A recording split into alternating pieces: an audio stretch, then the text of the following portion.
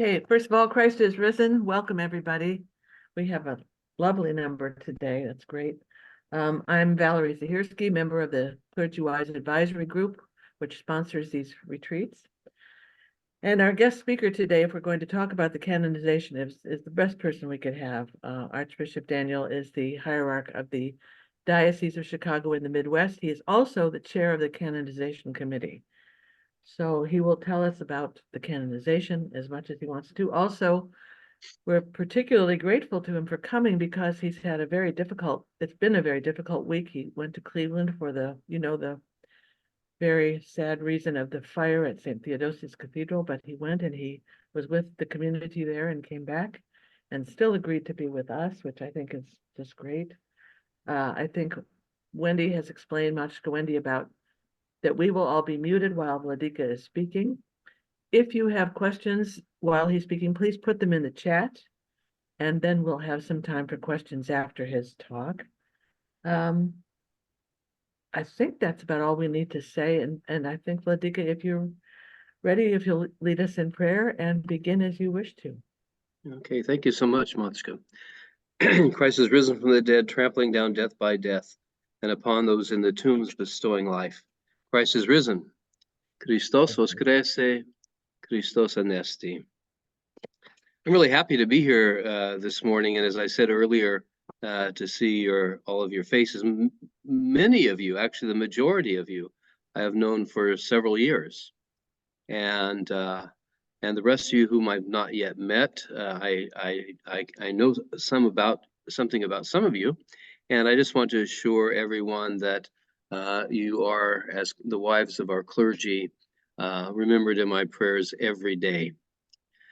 You know, I was delighted to be invited to speak about the canonization of Matushka Olga. This talk was given the title "The Road to the Canonization," as I recall, and we'll be going down that path, down that road during the next however long it takes. So what I want to begin with, though, is to talk about saints in general. Who are the saints? Who are these holy men and women and children that we revere so highly in the Orthodox Church? Well, the definition of saint, if you look it up in at least one of the dictionaries, is a saint is a person acknowledged as holy or virtuous and typically regarded as being in heaven after death. So we can say that about a lot of people in our own lives, people that we've known and loved, people that have influenced our lives, people who have guided us along the path of faith, who have inspired us in the Christian life. We all have people in our lives that we would put in that category. You know, family, friends, spouses, fellow parishioners. You know, again, people that showed us the way to be Christian, the way to be genuine, the way to be real. And so when we speak of saints, we're talking about much more than the category of those who are canonized or glorified. And just in terms of the terminology, we use both of those words, canonization and glorification. One is not more orthodox than the other. One is not more accurate than the other. So we can use both of those terms interchangeably. We as Orthodox Christians, of course, have a very broad ecclesiology, or maybe better stated, we have a very broad understanding of what the church is and who makes up the church. Church, obviously, is those who are living on earth, who are baptized into Christ, who are communicants of his holy gifts, those who come together in faith and in worship and in service. That is the church. But the church goes beyond that. The church includes all those who have done that and been that and have gone before us. And so we can turn to them in prayer. We can ask their intercessions. We can certainly look to the example they give us of what it means to be Christian and of what it means to be a real person. And so we have all those saints around us, that great cloud of witnesses. But there are also people through the centuries, actually through the millennia, whom the church has pointed out to us specifically with the assurance that they are in the kingdom, and particularly those that provide us an example of how to live the Christian life, each in our own way, each according to our own gifts and our own path in life. And those are the ones that we call saints. Those are the ones that of whom we paint icons. Those are the ones whose feast days we celebrate, and we sing hymns in their honor, akafis, and so on in their honor. Those are the saints who are glorified. Those are the saints that have been canonized by the church and officially pointed out to us as worthy of our trust in their life and their example and their prayers. As Orthodox Christians, we certainly know the saints. They're part of our daily life, actually, when you think of it. We're named after the saints, after all. And we should have a special relationship with the saint whose name we bear in life. Our parishes, the temples where we worship, the churches that we attend, if they're not named after a mystery of the Lord or a mystery of the Theotokos, they're named after saints. And again, those saints should have a special place in our lives as well. We turn to them again for prayer, for inspiration, sometimes for comfort, sometimes for consolation. We celebrate their feasts, particularly parishes celebrate the feast of their heavenly patron, sometimes with very special customs, unique to a community, a given parish community. We know, or we should know, or we should learn their life stories, because again, that's where we can really see the example that they give us, by knowing how they lived in this world, how they navigated through life as Christians. And of course, in addition to all of this, we have icons of the saints, their images, their holy images around us in our homes, around us, certainly surrounding us in the temples where we worship. And when we enter a temple, whether it's the one we usually attend, the church we usually attend, or one that we're new to, we feel surrounded by the images of the saints, and so surrounded by the saints themselves. We realize again in that moment when we enter into the churches, our churches, we remember that the saints are with us, present with us, that they're part of the church, continue to be part of the church, even though they've left this life, this earthly life. They're just as much a part of the church as we are. And I want to, just before I get into much, I have a quote here, because people sometimes think that, approaching the saints in prayer or asking for their intercession was somehow a strange innovation that maybe developed after Constantine, after the beginning of the 4th century, but that's not true. Early, we have records of early in the church, before that, of people, particularly regarding martyrs, going in procession to the tombs of the martyrs, there to offer prayer, there to ask their intercession and venerate their relics, and there actually also to celebrate the Divine Liturgy. Early in the church, the Divine Liturgy was celebrated on the tombs of the martyrs. That's why we retain that practice, and have retained the practice through the centuries of having within our altar tables relics of the saints, and specifically martyrs. And in the antimens that's placed on the altar, again, relics of martyrs. That harkens back to the very beginning of the church, to the very beginning of our Orthodox understanding of saints. Saint Cyprian of Carthage, who died at the beginning of the 3rd century, he wrote these words to Pope Saint Cornelius of Rome. He said, "Let us be mutually mindful of each other. Let us ever pray for each other. And if one of us, by the speediness of the divine will, go to heaven first, Let our love continue in the presence of the Lord. Let not prayer for our brethren and sisters cease in the presence of the mercy of the Father.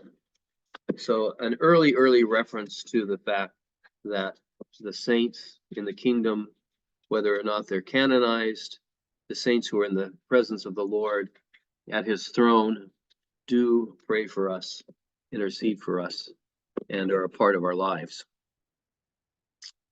So how does one become a saint? That's what this topic is really about, I guess. Well, other than the category of all the saints, everyone who's in heaven, we have to, well, in addition to that category, we have to recognize that it's God who makes saints.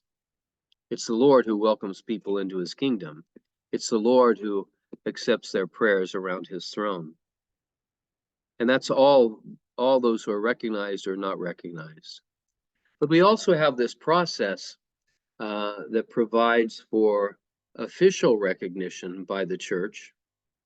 This process, again, that we call canonization or glorification. We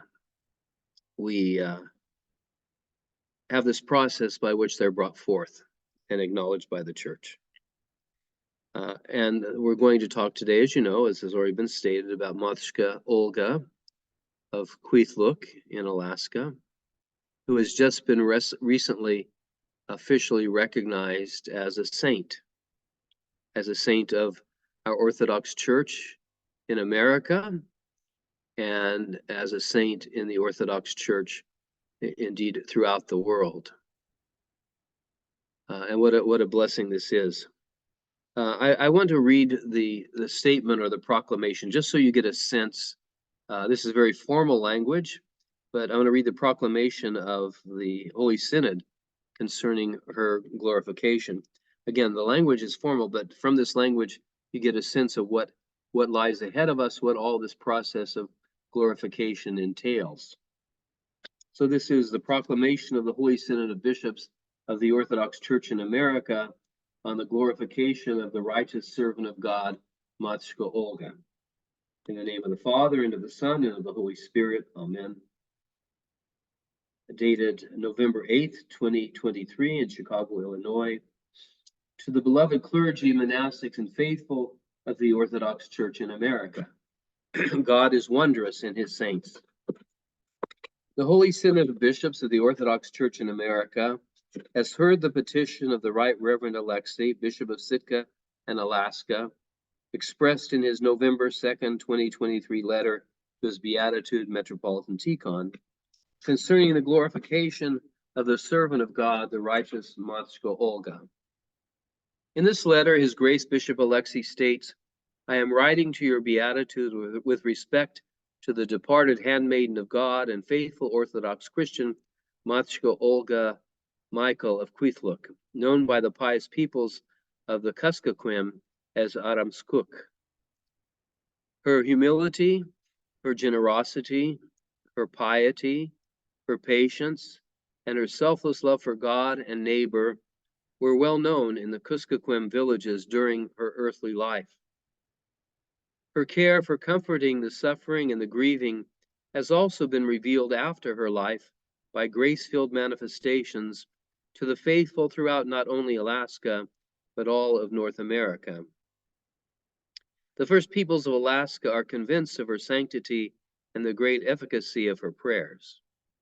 For this reason, after prayerful consideration, I, Alexei, Bishop of Sitka and Alaska, am hereby making the formal request to your Beatitude as the primate of the Orthodox Church in America to begin the process that, if it be in accord with God's will, would lead to her glorification.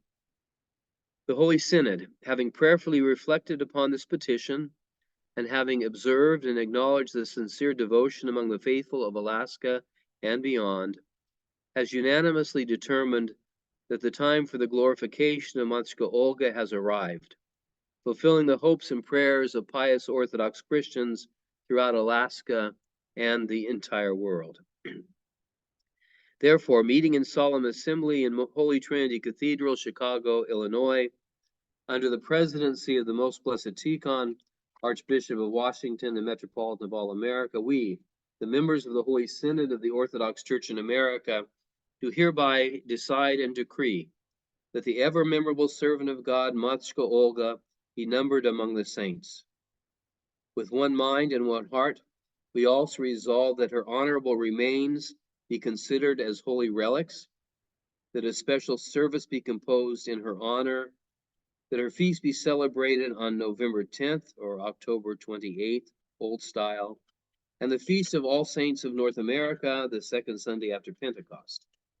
That holy icons be prepared to honor the newly glorified saint in accordance with the canons of the sacred ecumenical and regional councils.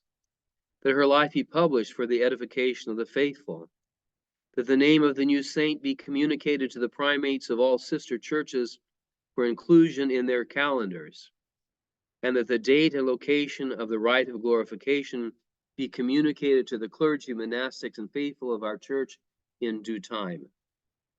Further, we entrust to the Canonization Commission of the Orthodox Church in America, under the chairmanship of the Most Reverend Daniel, Archbishop of Chicago in the Midwest, with the honorable task of assisting the Right Reverend Alexei, Bishop of Sitka and Alaska, in preparing for the celebration of the glorification by providing an authorized life of Matushka Olga for the education and edification of the faithful, with overseeing the painting of holy icons of her, in keeping with the canonical iconographical tradition of the Church, with the composition of liturgical texts to be sung at the divine services in which she will be commemorated, and with assisting in the uncovering and recognition of her holy relics, and in promoting her veneration among all the clergy, monastics, and faithful of our church. We call upon the faithful to remember Matushka Olga at memorial services or litanies for the departed, when appropriate, until the day of her glorification. Through the prayers of Matushka Olga and of all the saints who have shown forth in North America, may the Lord grant his mercies and blessings to all who seek her heavenly intercession with faith and love. Amen. Well, that basically, I mean, it's a lot of verbiage there, but that basically outlines the entire process that we have now delved into already, and I'll get into that in a moment. What's already been done, and where we're going. It's interesting when that was published again last November.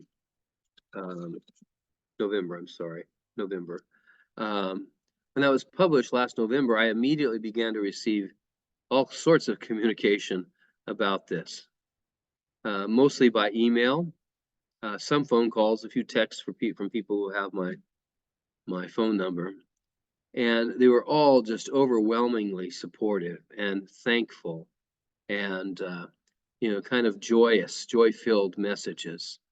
I did have some communication that complained as well, but the complaint was not against the canonization. The complaint was, why did it take so long? Why did this take so long to canonize Matushka Olga? Well, I was interviewed by a couple of, actually, I don't remember what they were, newspapers, I guess, in Alaska. I was contacted by them, and they asked that question, what has taken so long, and why now? Why now? Well, the only response that we can really give to that is because now is the time that God wants it. This is the time. This is the time appointed for this by God. And we're grateful for that. While we might have wished that it took place earlier, all through those years, and over a decade, certainly probably more than 2 decades, honestly, all through those years, people were learning more about Matushka Olga. They were learning more about her life. They were praying for her. They were being blessed through her intercession with miracles of all sorts. And so, but now came the time. Now is the time to move forward.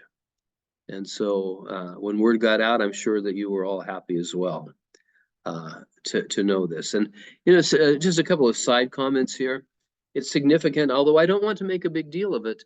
It is significant, of course, that Matushka Olga is the first woman to be canonized by the church, our church. And she's also clearly then the first priest's wife to be canonized by our church, and deservedly so. We should also note, though, interesting to me, is that she's also the first person who lived and died reposed within the embrace of the Orthodox Church in America as a canonical church. She's our first saint that was actually a member, we can say, of the Orthodox Church in America. So, and that's no little accomplishment, I think, and should be recorded as well, or noted as well. What I'll do now, I think, is go into the process, and then at that point, after that, we can invite people to share, their stories and their memories, their experience with Matushka Olga. And so this letter was this decree was promulgated at the beginning of November. We went into the nativity fast and nativity and theophany and all that. So there wasn't a lot done during that period, although there were some background things being done, including making plans for me to visit Alaska, to visit Kwethluk, Matushka Olga's village, and to speak with her relatives and those who knew her, and to begin to, with Bishop Alexei of Alaska, begin to put pen to paper about what needs to be done, practical things, the very practical things that have to happen. So I traveled there in early February, not exactly the time you would think of traveling to Alaska, at least not for a vacation, and unexpectedly, or not unexpectedly, or unexpectedly but not surprisingly, the weather was bad, and so we were not able to get out to Bethel or to Kwethluk. So that was sad. I was disappointed with that, of course, but that seems what God wanted. So nonetheless, we met Bishop Alexei and his advisors, and a priest who was traveling with me as my secretary. We met and came up with kind of a process that should take place moving forward. Initially, of course, there was much discussion. I think, I won't say tense or heated, but maybe intense is the best word.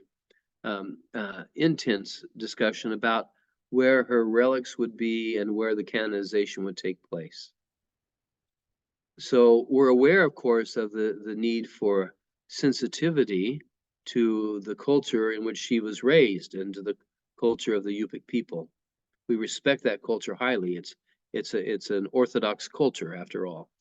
And so there were two things that were brought to my attention. Number one is that to move her relics would be contrary to the custom and practice and kind of the general understanding of life of the Yupik people. That to move her relics even to Anchorage would be taking her as if she was going to a foreign country. She would not be surrounded by her people. She would not be surrounded by the land in which she lived, which is also an important concept. So after a lot of discussion, and then when I was there in February, as I said, I heard from a lot of people. After the Sunday liturgy at the cathedral in Anchorage, there were a number of people there that had known Matushka Olga. They shared their stories. They emphasized to us that her relics really need to stay there. So the Holy Synod confirmed that at its most recent meeting, that the relics will not be transferred out of Kwethluk. As is common in our practice, though, portions of her relics will be shared with the Holy Synod, or through the Metropolitan to members of the Holy Synod. So that was one consideration, or one concern, and again, the location of the canonization. It was decided that it should take place in Kwethluk. Again, this was just confirmed recently by the Holy Synod. Now, Kwethluk, if any of you have been there, and some of you might be listening who live there or have been there, you might realize that it has almost no infrastructure. So the nearest airport is in Bethel. It's only 12 miles away, but there aren't hotels, there aren't And access to Kwethluk is through the river, either by boat when it's not cold, or by snow machine, as they're called, snow machine in the winter, and not easy travel either. So the Holy Synod decided that the formal glorification will take place, or the first, there's going to be two actually, so I'll get to that later, but the first glorification will take place in Kwethluk with his beatitude, Bishop Alexei. I hope to be there as well for that. Maybe other bishops and faithful that want to make that trek. Certainly the local people will be there as well. And that's very, very, very important to us. So I'm getting a little ahead of myself here, but so the next thing to do, though, as the preparations are being made, is to have her relics unearthed or exhumed. And so that will be done with the permission of her family. One of the daughters, Matushka Helen, I just went blank on the last name. I can see her in front of me, but I see that Matushka Ksenia would like to share her story, and we'll do that when we get to that point. Yes.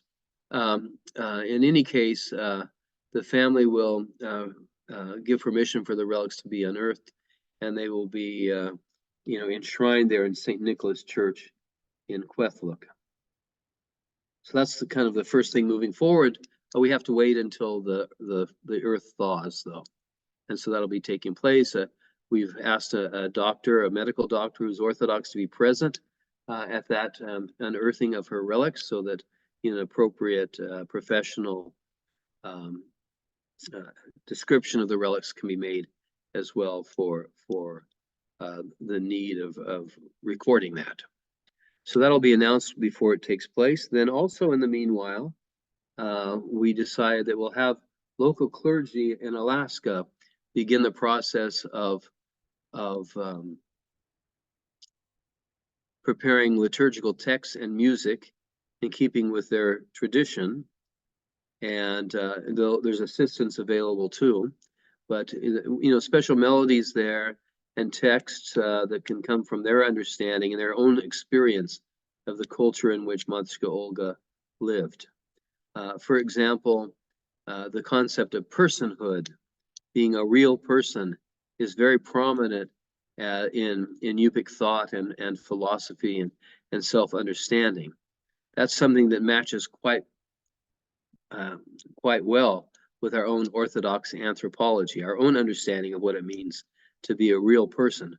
So those kinds of concepts or themes will be included in the hymnography, along with the appropriate themes concerning the Alaska land. So that would be something to look forward. And then also in terms of icons, we know there are a lot of icons out there at Matushka Olga that have been prepared for painted several years ago. Again, there are cultural sensitivities that have not always been observed in the painting of those icons, and which the people have expressed to Bishop Alexei that, for example, that Matushka Olga always wore a head covering, and so they want to see that in her icons. That isn't, not a what's the word? Not something to throw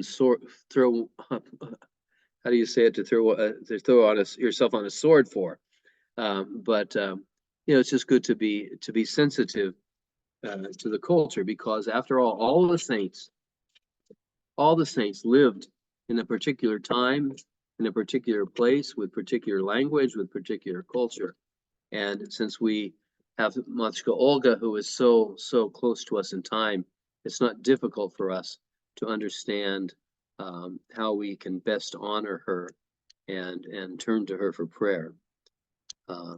So anyway, so I think that's, so the other thing about the canonization is the second canonization or glorification is being scheduled to take place next year at the All-American Council, which is in July in Phoenix. I think it's somewhat ironic that a saint from the coldest part of the the continent will be honored in the hottest part of the year and the hottest part of the continent. But we'll be doing that in July, so a greater number of people, can participate in the glorification, and that will be open to people, obviously, who aren't necessarily participating in the canonization or the All-American Council itself.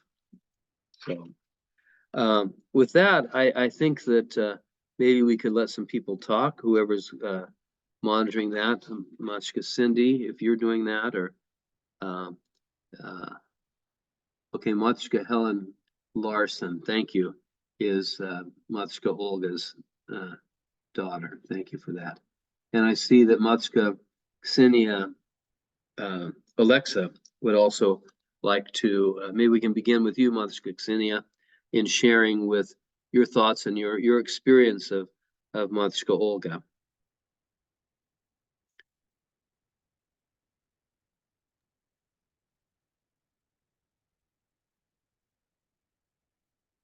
Okay. Wendy, is that you to unmute, right? Yeah, I'm allowing you to unmute yourself if you want to speak, but one at a time, please. Matushka Ksenia, good to hear from you. May I have your blessing, Radhika. The Lord God bless. Thank you. Christ is risen. Indeed, he is risen. Stusa kong Kwethluk. Oh, I have to learn that. Illuminal. Oh, very good. Bless them. Very Christ is good. risen. Indeed, he is risen. With Matushka Olga, you were spoke in Anchorage when you were here in February. And Yes. I also wanted to share, lately I've been thinking about how kind and loving she always was to everybody. And with so much patience, in the village, we don't have paved roads. So all the roads are always muddy in the summer and spring. And all the children, they're dragged in the debris every day. She never said anything. And above all, she I always asked at appropriate times if we had eaten. And of course, one of her daughters was my best friend, so we would say, we haven't eaten yet, even though my mom had fed us before. So we're kind of mischief in that way. But she never questioned us. But I think her greatest thing that she had was love, which we all should all have. She had love for everybody, no matter who they were. And I know my late husband, Father Michael, really wanted that to happen in his lifetime. But he was very, very happy and joyous when he heard that she was going to be glorified. So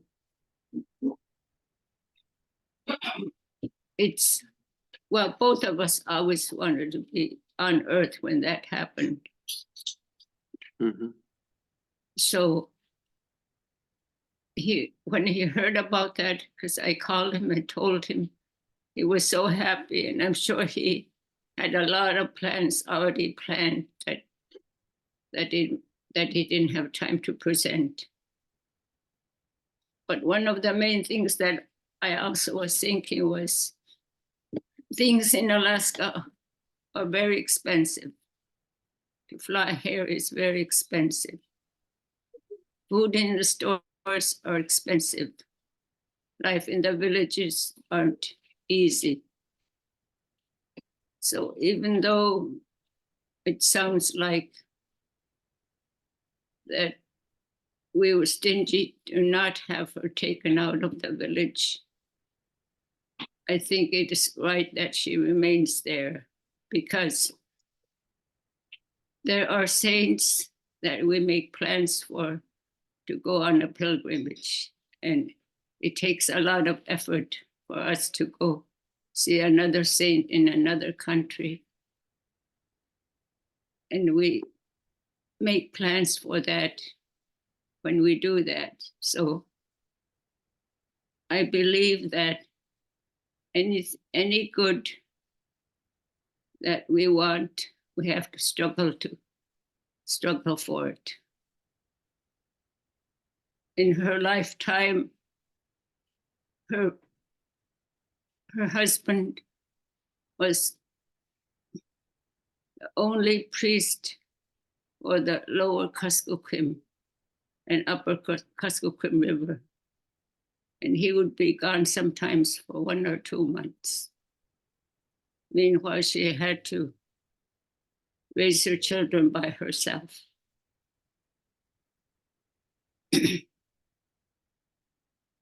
And I've also come to the realization that the sacrifice that she made, and she was the kind of person that really didn't ask for help, even with her immediate family. If something needed to be done, she did it without asking for help. And I'm sure at times the family had need of things that they had run out, but she wouldn't ask for it. So there was a lot of sacrifice in her life.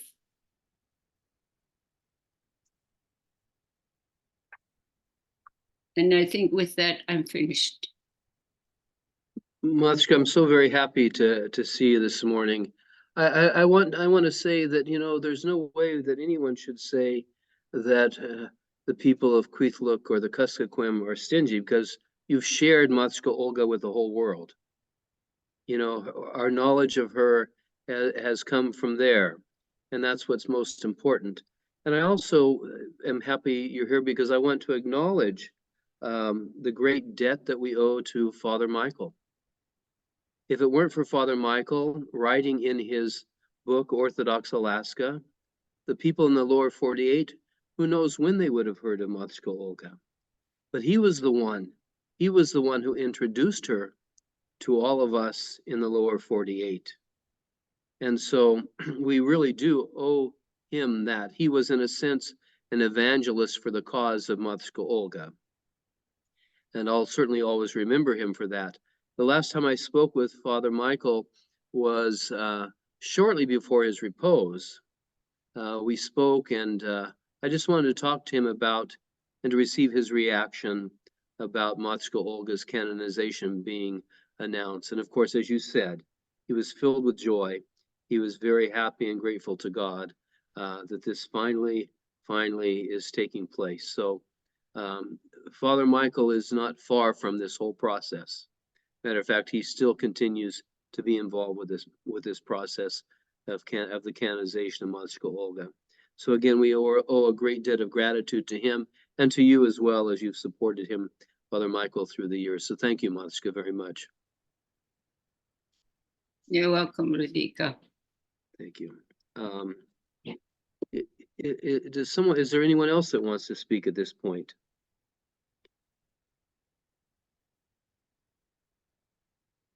Okay, I have a couple of questions here that I'll go to. You good with the chat? Okay, Lydia, yeah, go ahead. Yeah, I've got the chat here. I'm unsure as to when the canonization is going to take place in Kwethluk. That's not been determined yet, but it will be at a time when the weather is relatively cooperative.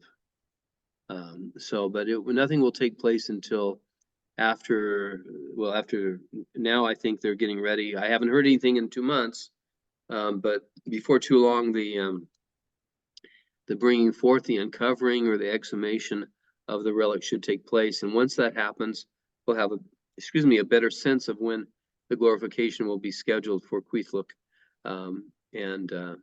certainly everyone will be kept informed of this. There is, we asked for a specific link or page, I'm not sure of the terminology, concerning the canonization of Matushka Olga to be on the oca.org website. It's there. I don't know when it was last updated. I'll check into that so that we can see that it's updated. Certainly, even if you do any reporting of this sharing of our subject today, that would be helpful in getting the word out more. So let's see here. Matushka Michelle Janakos has her hand up. Okay, Matushka, Protenitsa. I'm Unmute sorry, your- that must have been a mistake. I apologize. Oh, God. Well, you're going to see me this afternoon, so you can save your question till then. Okay. Thank you. Was there some? So the question is here whether or not friends of Matushka Olga are being considered for sainthood at the present time. That would be a no. Right now, we are working on the cause for Metropolitan Leonti, who should be well known to many people, and also, although not officially yet, and not for the record, on the canonization of Father Roman Braga and Father George Calciu. So the way that it really begins officially, though, is only when the diocesan bishop with jurisdiction, is how we would say it, or how I would say it in a canonical way, petitions the Holy Synod for that to begin. So, and in both those cases, they were clergy of the Romanian episcopate, and Father Metropolitan Leontis has already begun. So, Yeah. but there's just to kind of give you an insight too into the detailed nature of some of this, is that with Metropolitan Leonti, you know, he as a priest, a Russian priest of his time, he was required and he faithfully did journaling every day about what he did during the day. Even details like the weather were included in that in priest journals in those days. And also he wrote, though, in a 19th century style of Russian shorthand, which people cannot just pick up and read. It's just it's a lost art, I guess.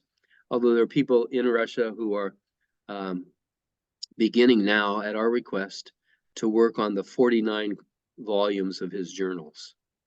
So once those are translated into Russian, then we'll be able to get to work on his more directly to work on his cause, as we would say. So, Okay. pardon? Yes, thank you. I don't know if you see this one, that we have another from Matushka Sherry Gerritsen. I think I'll read this. Can you see this one, Ladika?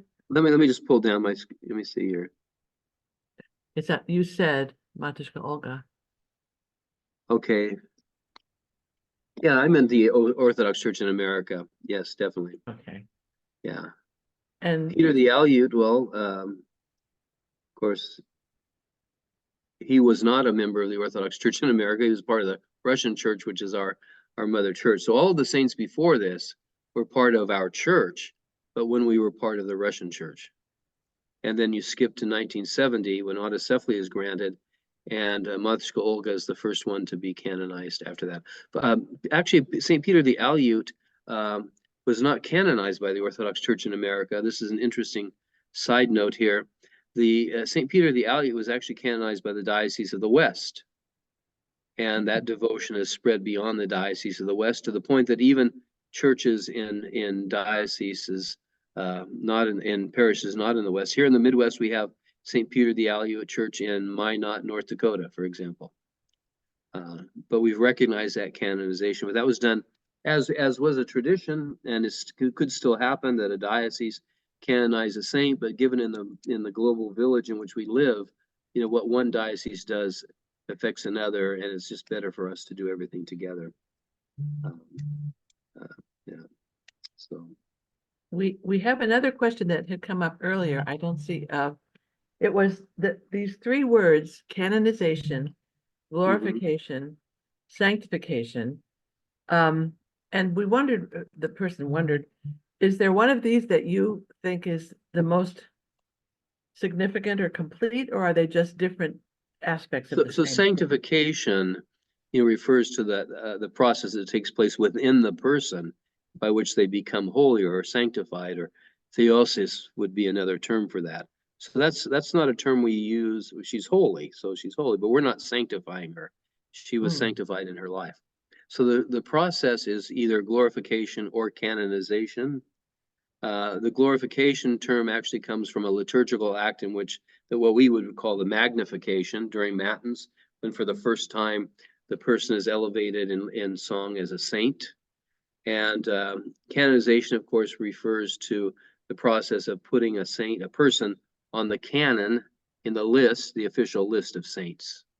Like I said at the beginning, I don't prefer one or the other, or one is not holier or more orthodox than the other. They both express the same reality.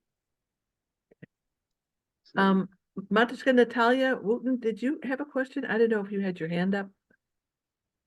Yes, no? No. Okay. okay.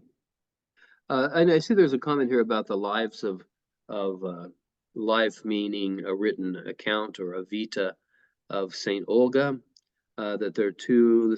I've read two versions of her life. One spoke about her husband. Well, there's not an official life published yet. We're working on that. Actually, someone is working on that as we speak today, even. But there'll be more details about her life and more storytelling of her life in the official version. We know that the Alaskan peoples, and as so many of our people of native cultures here, preserve a very strong oral tradition.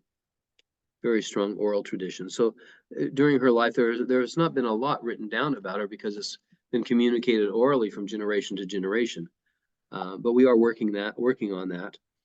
You can find a number of different versions of her life on different websites, or just Google "Life of Matushka Olga" and you'll come up with several, I think. And none of them is bad. They're just not all complete. Matushka Olga has a bigger story to tell than what is indicated, on various websites. So, yeah.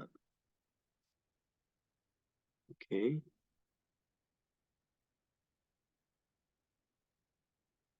Matushka Valerie, you're muted. And Matushka Ksenia has her hand up. Yes, Matushka Xenia, please. One of the first ones that we heard about was a lady by the name of Bess Chakravarti, who had her first experience with Matushka Olga, but she didn't know who she was. Mm-hmm. And it was at the time when Father was taking his sabbatical to Russia. And this woman wrote and asked for a picture, but we were leaving, so he said, well, you can write to one of her children, and probably gave an address to that. But one of the first ones was a non-Orthodox woman that knew Matushka Lindbreck from St. Vladimir Seminary, where her husband was teaching. So that was our first knowledge of her helping someone. Mm-hmm. So from then on, Matushka, is that the story that is told in Father's book? Is that the same person? I believe so. might be, yes. I think it is. Yeah. Thank you so much. And the other thing I wanted to say was the first native saint in Alaska who was canonized was Father Yakov Nesvetov. Yes, thank you. Yeah. And his they're trying to locate his relics now there on Kodiak. Not Kodiak, I'm sorry, in Sitka. They think they know where her relics are, but they've not yet unearthed them. So. Okay, in the chat,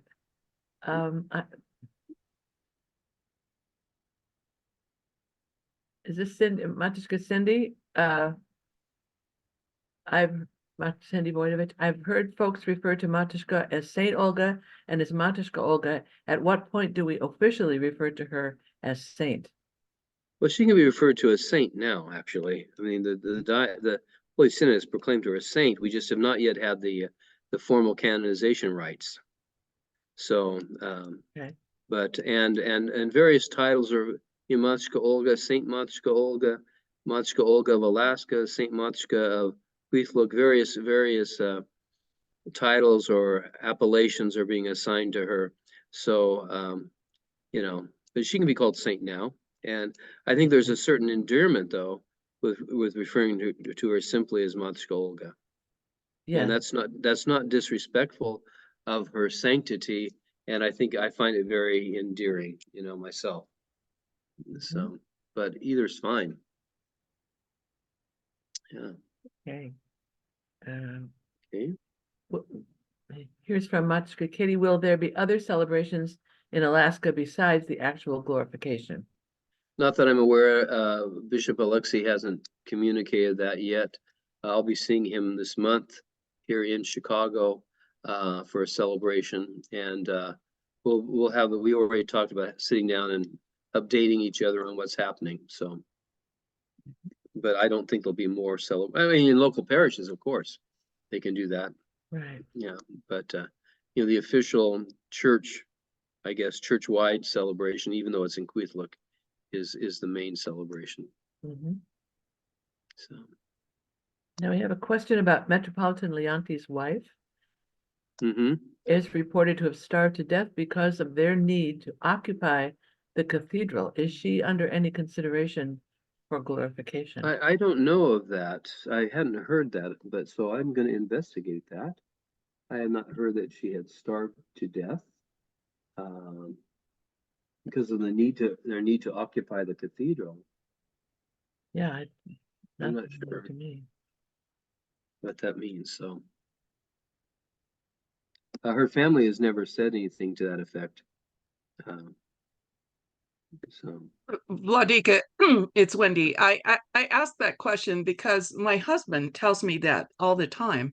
He says that there, I think there were entities that wanted to take the cathedral away, and that they had to actually not leave that that premises because if they stepped a foot out, then that entity would take the cathedral.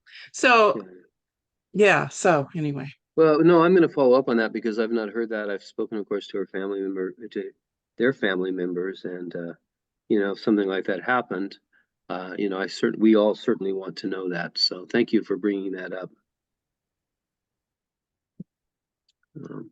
Anybody else want to put anything in the chat or raise a hand?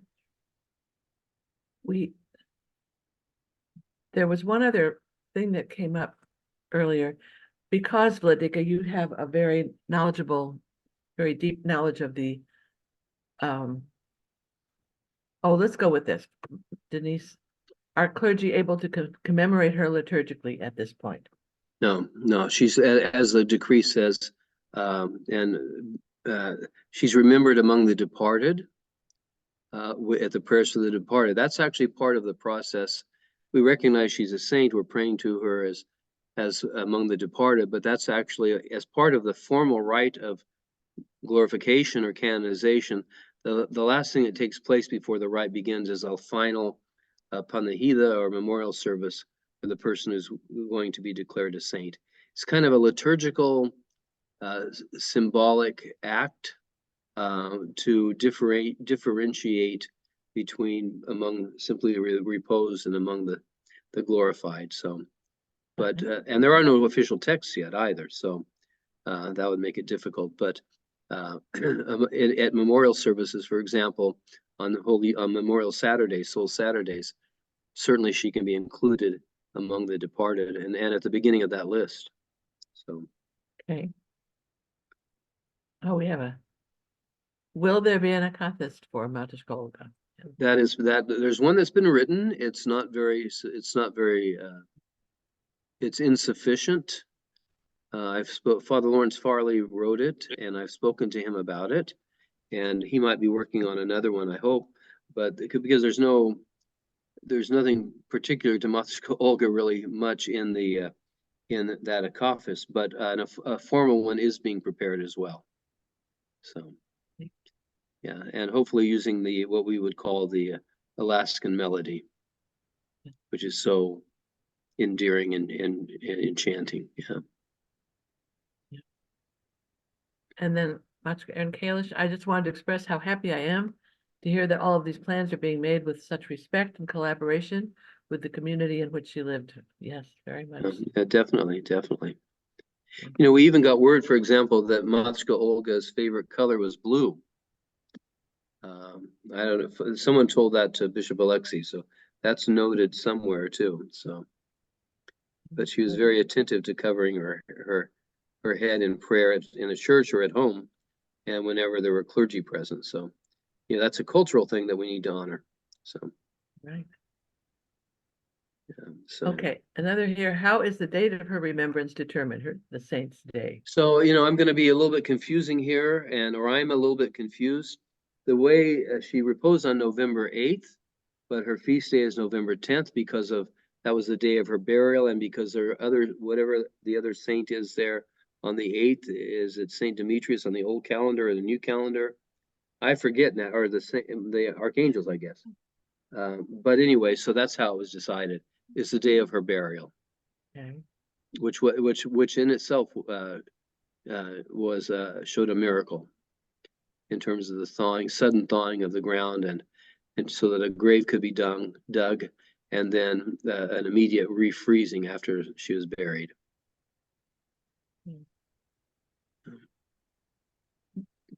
Anybody else have something? There's one other, it's actually my own question, but it's maybe too long, Latika. I've always wondered, because when we hear about saints, you know, it's Mother Seton or somebody, the Catholic saints, we hear about it, great. Are there big differences between the Roman Catholic process of canonization and ours? Yes, there are actually. I'm glad you brought that up. I didn't put it in my notes. I usually talk about that a little bit.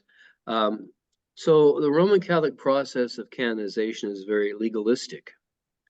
What they do is there's several steps, and it's basically based upon a church court process, in which, in the end, all of the steps being taken and all the requirement of miracles being taken, being accepted, that the person is found guilty of being a saint. It follows through that. And the term devil's advocate that we use in secular terminology actually comes directly from the Catholic process of canonization, in which the devil's advocate, the role of that person is to oppose the canonization of a person, to advocate against their sanctity. That's where the term devil's advocate comes from, that Roman Catholic process. For us, though, it's much more, some would say much more relaxed. I think just as observant, but what we do is we listen to the voice of the Holy Spirit speaking through the voices of the faithful. Through all these years, Matushka Olga's sanctity has been shown. People are devoted to her. People know about her. People report miracles through her intercession. And we listen, we kind of put our ear to the ground, waiting for that upswell of voices that are telling us that she should be venerated by not just those who venerate her, but by the entire church. So, and it's not as legalistic by any means. Documents have to be prepared. The decree, I had to write a decree so that the Holy Synod could make a decision. But, we need those kinds of things. But it's not a legal or legalistic process. It's trusting in the work and the action of the Holy Spirit, which we do, So, Okay, thank you. That's good to know. Have another, perhaps, but a suggestion, I guess. Perhaps an Alaskan woman could compose the akafist. Well, we've left that in the diocese to get that taken care of, and with the clergy who are working on it, and they were going to bring in a couple of women that are musically talented to do that. But we just wanted to give first round with the faithful, the clergy and faithful in Alaska. They said they're going to be asking for assistance from the lower 48 as well, but we'll wait until they do that. Okay. Any other questions? Have we missed anything? I think if we, if Barbara Matuszak, there- unmute yeah. yourself.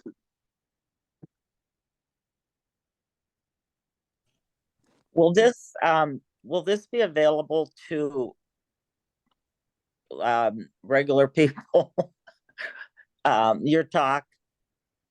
You know, I don't know. I'm just talking today, so you have you all have are the proprietors of my talk, but I do speak on this very often in parishes, and yeah, so. It's just because my grandson asks me 50 million questions about everything.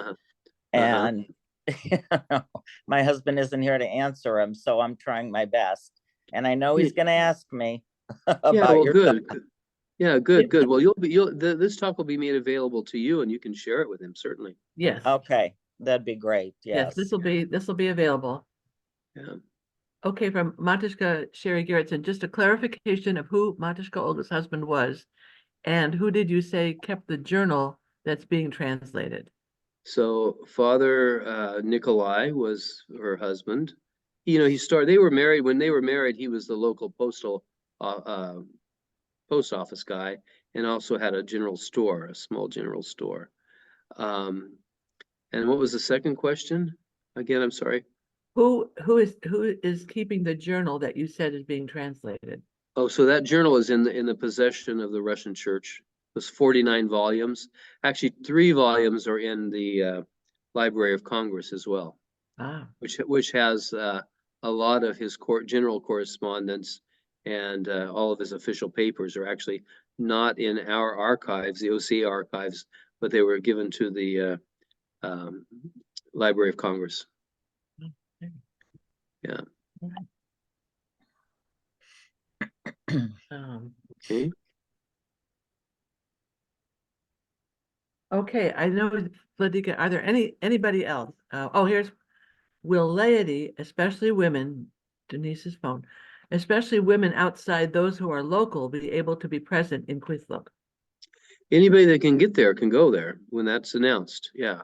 Yeah. I was just saying that, you know, it's not an easy trip. Matushka Ksenia mentioned that pilgrimages are not intended to be easy, you know, vacation-like travel.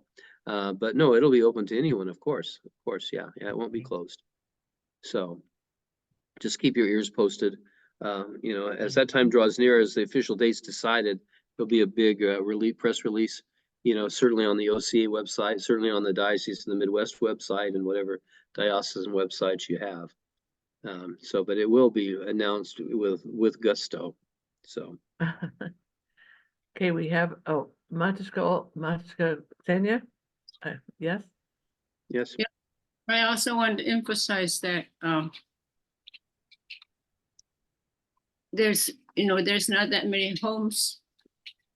I think people have to let the parish priest know if they want to make a pilgrimage or a travel to Kwethluk, to let them know that they're coming on this day. And if there's any accommodations, or if somebody would like to take them in. And I've suggested to Radhika Alexei to tell people, if you can bring a cot, like you can check in a sleeping bag. That way it will make sure that you have a bed to sleep on. Right.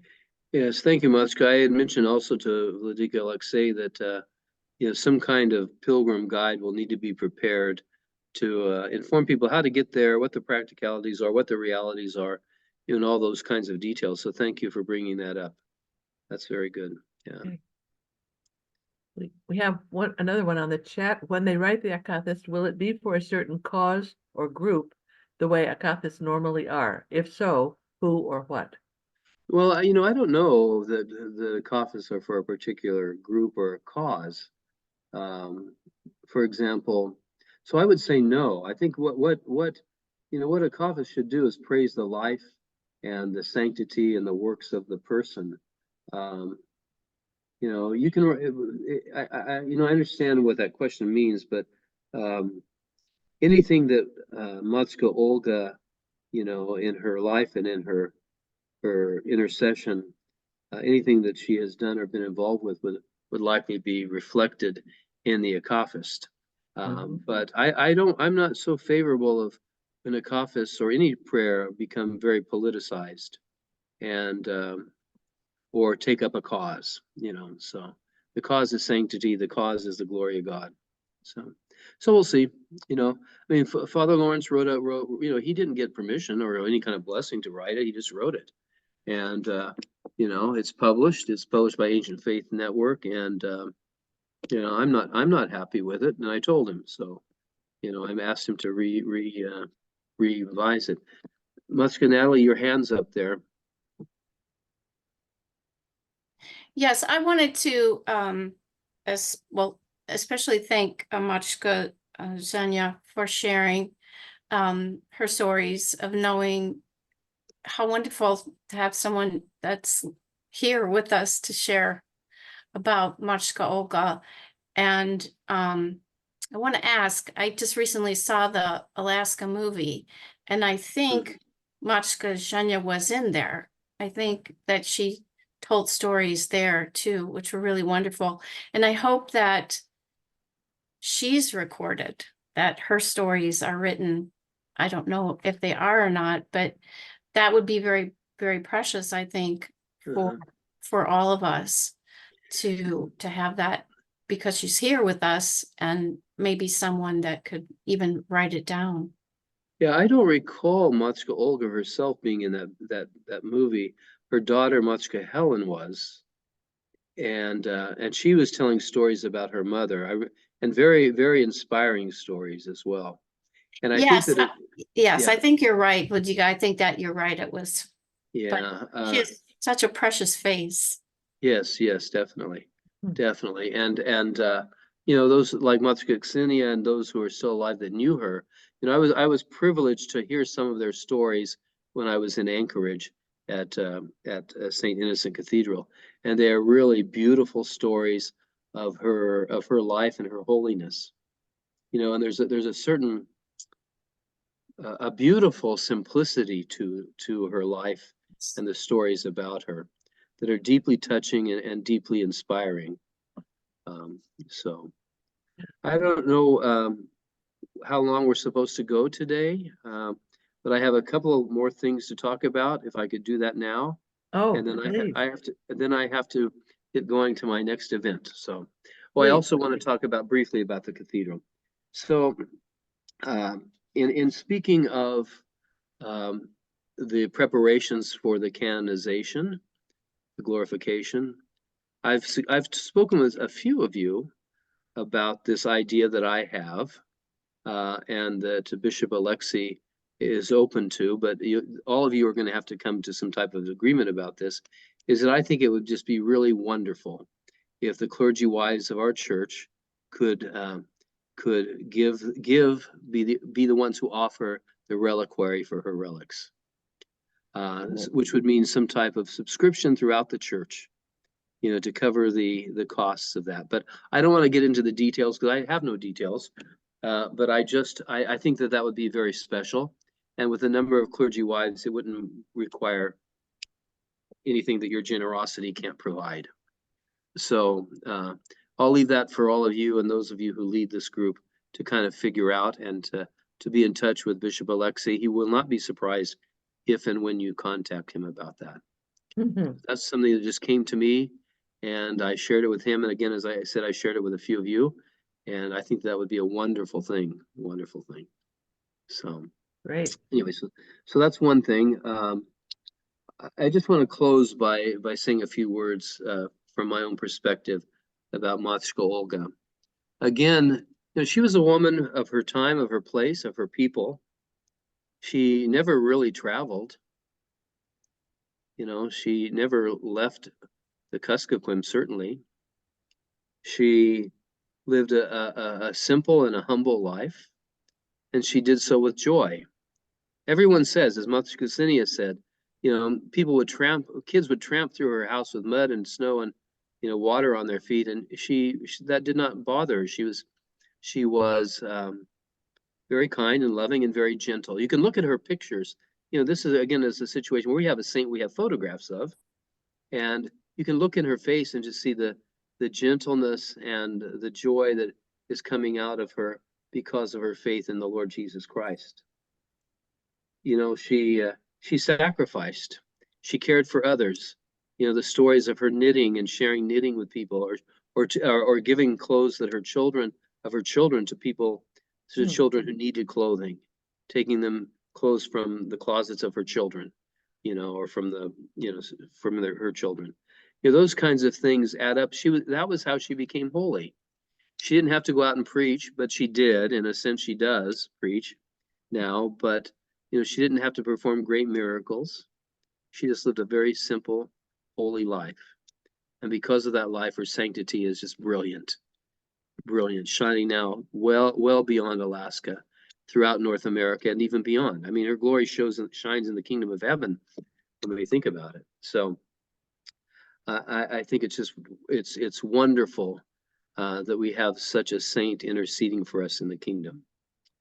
And so as I said, keep your ears open as things develop. And thank you for giving me the opportunity to share a little bit with you today about this wonderful, really extraordinary saint.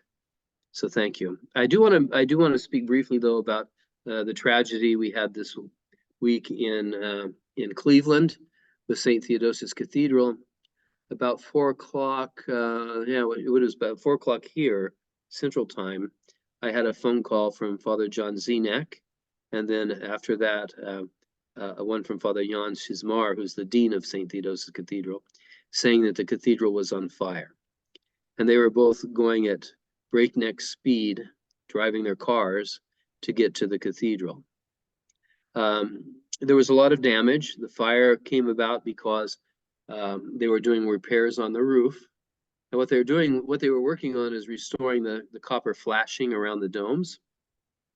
And they had been assembling them, all these pieces, on the ground and then installing them on the top of the roof. But for some reason, they were doing adjustments using a soldering torch. And so they did not realize that this 112, whatever, it was built in 1912. So, that wood was extremely dry. They got off the roof, looked up at these workmen and saw smoke. They went back up with fire extinguishers, called the fire department, and they got there in pretty quick time. But because of the copper sheathing, the wood was burning underneath it. They had to peel back the copper sheathing to put out the fire. So there was a lot of water and smoke damage. A few stained glass windows were knocked out because of the pressure of the water. The main dome, there are 13 cupolas on the dome, on the roof there, of course, representing Christ and the 12 apostles. The large one, which is very large, was compromised. We just found out yesterday that it actually is compromised and has to be removed.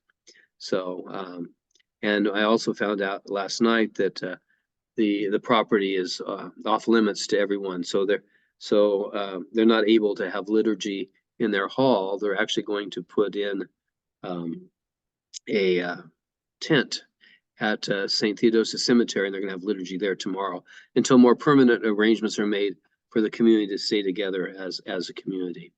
I got there about midnight. I was in a car going to the airport at 5:15 that afternoon. Flight delays, as we know, happen this time of the year in Chicago. And I finally got to the cathedral about midnight. There was still steam and smoke from the water. There was a water mitigation crew already trying to pump out water there, but with iPhone flashlights, not able to see much, could certainly smell it. And then the next day I went down early and people were starting to show up, and we served a prayer service at 11 o'clock in the morning. Lots of people, lots of local clergy, which was wonderful. Lots of news crews there. So if you Google or go on YouTube, St. Theodosius Cathedral, you'll come up with some of that footage. about that. You know, I was really impressed. I was shocked and I was stunned, as everyone was, but and especially getting there that night with Father Jan, just the grief that was being felt. But the next morning, I was really struck by the resilience, a real strong sense of, this is sad, but we're going to move forward. This is sad. We'll restore the cathedral and we'll continue to live and serve each other as a community. So the people are doing okay. We're asking for funds to help them on the diocesan website, and I think on the OCA website. It seems that their insurance will cover the damage, which is significant. The walls of the cathedral were not compromised. That's why getting the larger dome off as soon as possible is important, because if it falls, it could compromise actually even the walls of the cathedral, which are brick. Interestingly enough, too, is that the altar area was not damaged other than by smoke, and there was no real water damage there. The holy gifts were retrieved right away, and all the sacred items were taken out. And what struck me, and I mentioned this in my sermon or my talk after the service, was that the vigil light at the high place, even though all that wind was going through there and that rain, and rain actually too, and water and all that commotion, that the vigil light didn't go out. So that's pretty symbolic, I think. And that's what, so the community is moving forward and just needs your prayers and support, and it'll return to its glory. It's a beautiful, really one of the, I would call it a legacy cathedral in the OCA. So beautiful. Of course, it's famous in popular culture for those who remember the movie The Deer Hunter as well. So, yeah. Vladika, thank you so much. This was really wonderful. We learned so much, and we appreciate your time very much. If you would close with prayer, so that I know you have to go, and then after everybody, the other clergy wives would stay on, and just a couple quick announcements, but they're just our stuff. So if Very you would. good. So, okay, I'll invoke God's blessing. The blessing of the Lord be upon you. His grace and love toward mankind, always, now, and ever, and unto ages of ages. Amen. Christ is risen. Indeed, he is risen. Is risen. Thank you Christos very much. voskreσε, voisnos voskreσε. Thank you all so very much, and have a wonderful weekend. I'm heading to St. Luke Church in Palace Hills, where Father Paul Giannakos is the rector, and so I have a parish visit there this weekend. Looking forward to that as well. And if I can ever do anything, the people, the Matushka here in this diocese know that, at least I hope they do, that I'm available and very supportive of everything you do. And I'm grateful for everything you do for our clergy wives. So thank you, and God bless you, and goodbye. Bye-bye. Thank you. Many thanks. Yes, Vladika. Okay. Just quickly, in the chat, there's a